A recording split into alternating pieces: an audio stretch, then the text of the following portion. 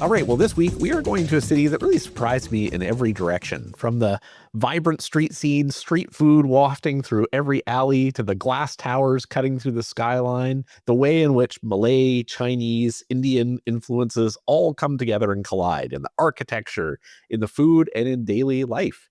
We are going to Kuala Lumpur this week. And it's somewhere that I know me and you have got slightly different perspectives on, Tim. Yeah.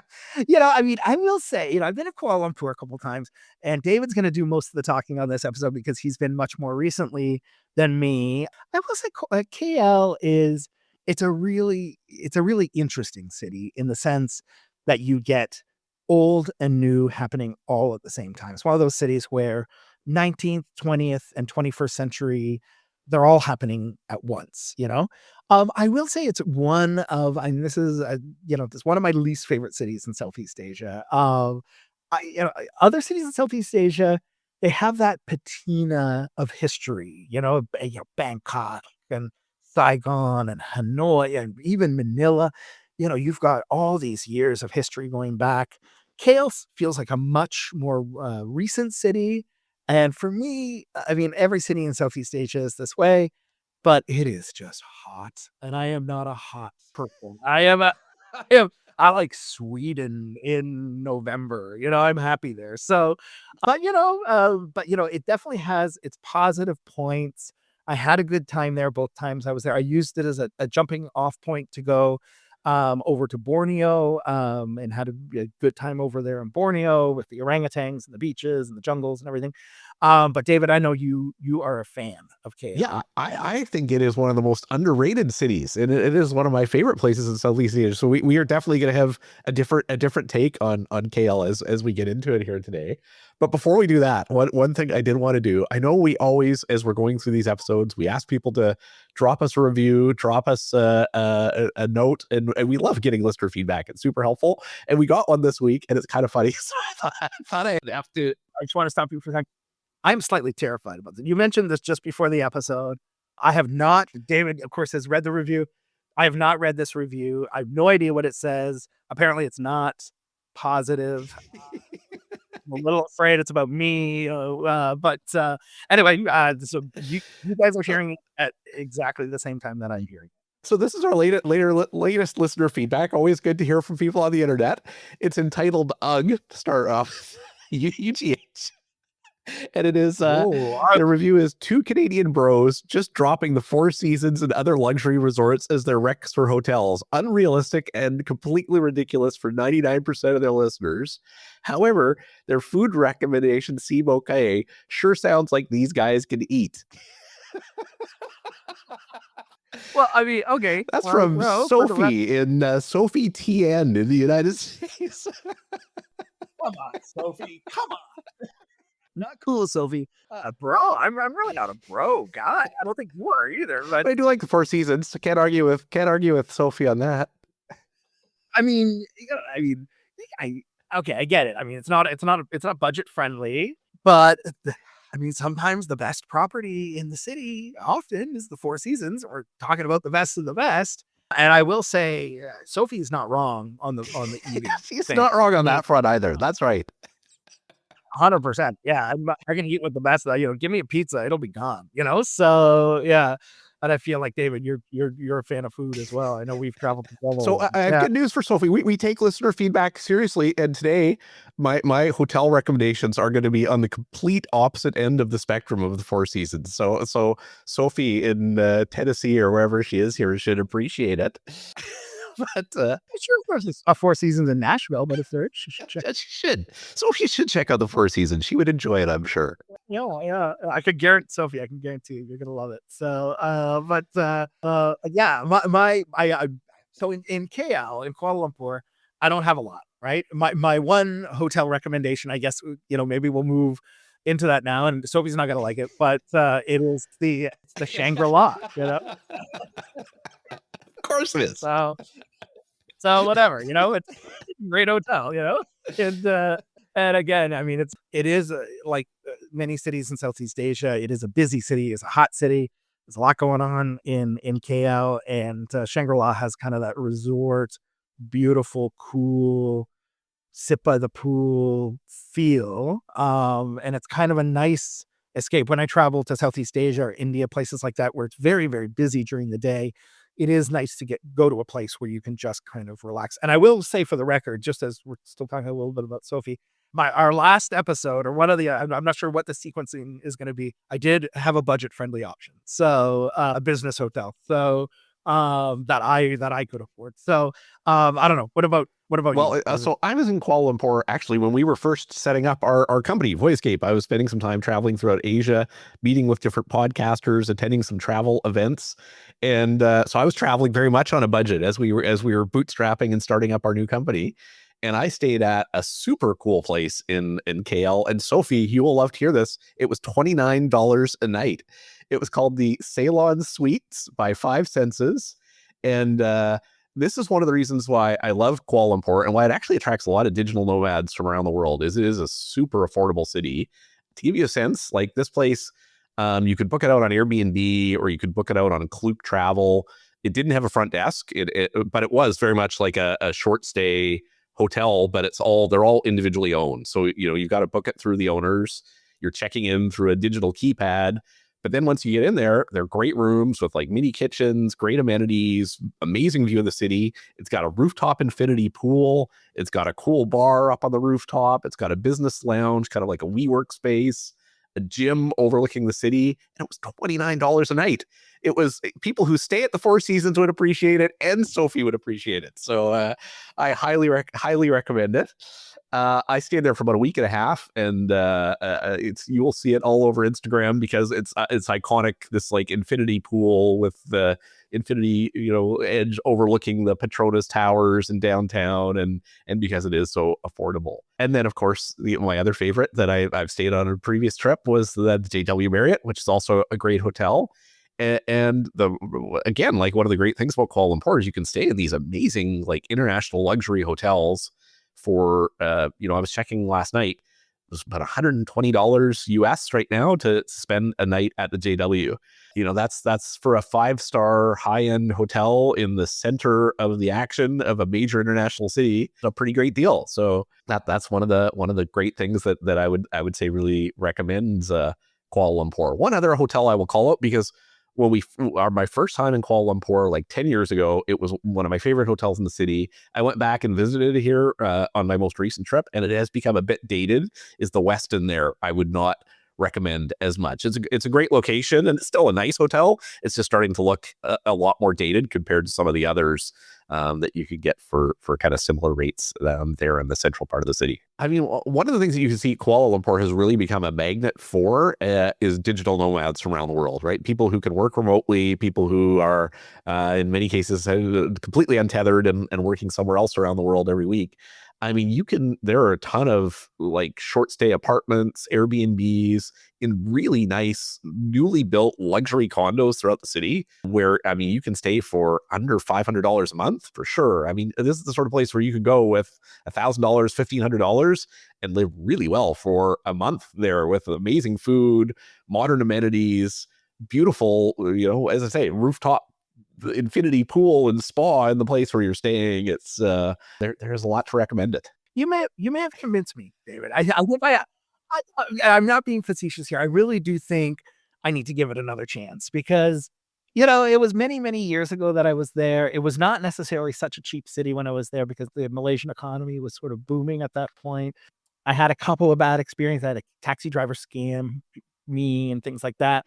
So I think my overall impression was maybe impacted by some very small micro experiences. So I think you've convinced me. Next time I'm in Southeast Asia, which hopefully won't be too long from now, I'm going to give it another Well, chance. it is a great hub for exploring Southeast Asia too, because they've got a huge airport and tons of connectivity.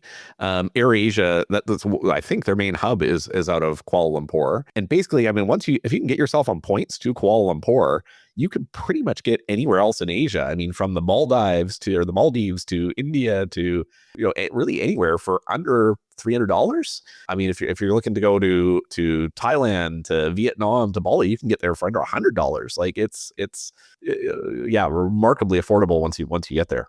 And their national airline, Malaysian, is actually a very good airline as well, and connects the country. So even if you don't want to go with a low cost carrier, which I've flown all of those AirAsia many, many times, but MH is really a good carrier as well. So, and connects the country all over. So yeah, yeah. What about? Do you want to talk about food? Do you want to talk about your favorite things to do? Yeah, and they're kind of intertwined, I would say, because my a lot of my favorite places in the city were the street markets. So I mean, where I was when I stayed there for about 2 weeks, staying at the Ceylon Suites there, we were only maybe 2 blocks away from Jalan Alor, which is kind of one of the main night markets in the city. You've got, sizzling woks, steam rising all around you.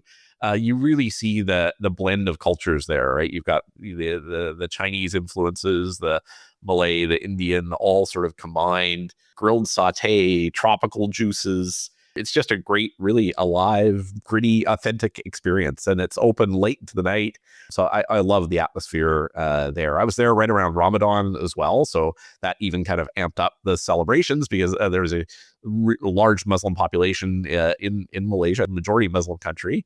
And so, there were celebrations happening all throughout the city, and those street markets were even amped up that much more because of that. Just not far from there is kind of the Bukit Bintang district.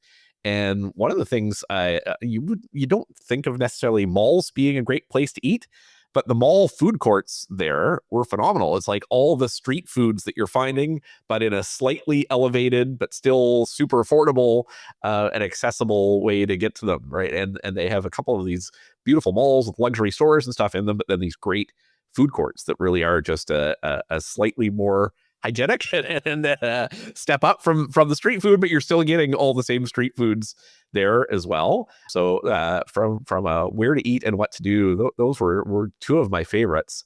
And then maybe just one last standout that I'll mention, and this is maybe kind of a what to do and my can't miss together, would be a place called Rex. Rex XL was the, or sorry, Rex KL, REXKL, was this amazing, really cool designed modern bookstore.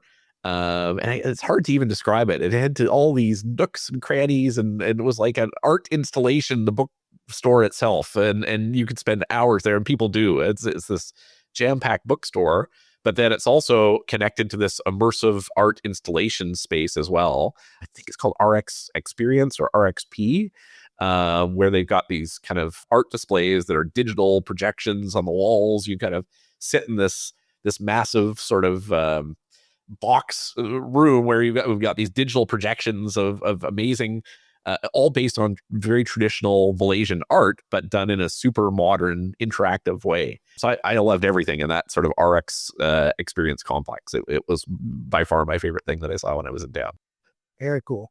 Very, very cool. But I have a couple things that I enjoyed doing in KL. And again, it was a bit of a transit through to go to Borneo, but I did do the typical tourist thing, and I went up to the Skybridge and the 86th floor observatory at the Petronas Towers. I believe at some point in world history, the Petronas Towers were the tallest building in the world before, Dubai kind of, put up all their tallest buildings in the world. And the view there really captured the thing that I do love about Kuala Lumpur, which is that sense of centuries coming together. So you could really see it in sharp relief from that bird's eye view. You can see all those centuries spread out. And how much green space there actually is in the city, which is a little bit surprising. And then the other thing, I mean, I talk a lot about trains. It's one of my favorite things. The monorail and the LRT, the light rail, this elevated railway that runs through the city.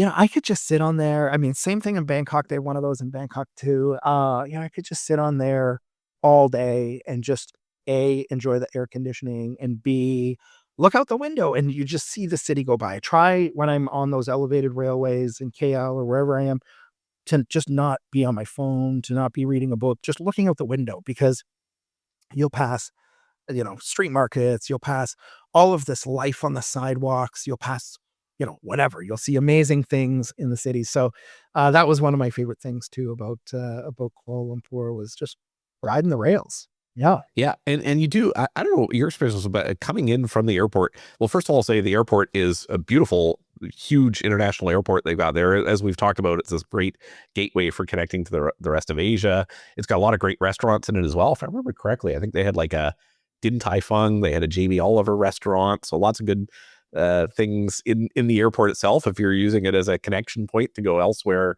in Asia. But it is quite a long ways from the city. Like I don't know if it was just traffic the time that I was coming through, and I think I took the train back, which was much faster. But when I initially came in, I took an Uber in, and it was a good like hour and a half or longer to get from the airport into downtown. So I had one night there, so I'd stayed at Shangri-La, flown to Borneo, and then I think I had one night back in KL, and I booked the night beforehand. I'd booked the whole stay before I'd ever been to Kuala Lumpur at the Shangri-La in central Kuala Lumpur, and didn't understand how far it was. And I had that one night stay. I think I flew back from Borneo at like 6 p.m. and I flew out the next morning at like 7 a.m. or something. And I probably should have just rebooked, when I understood the distance, but I didn't. And I ended up going all the way into the city, whatever it was, an hour and a half, or then an hour and a half back out the next day, and had, a very short night there. But it is far, but it is Southeast Asian airports are exceptional, and KL is a beautiful, beautiful airport.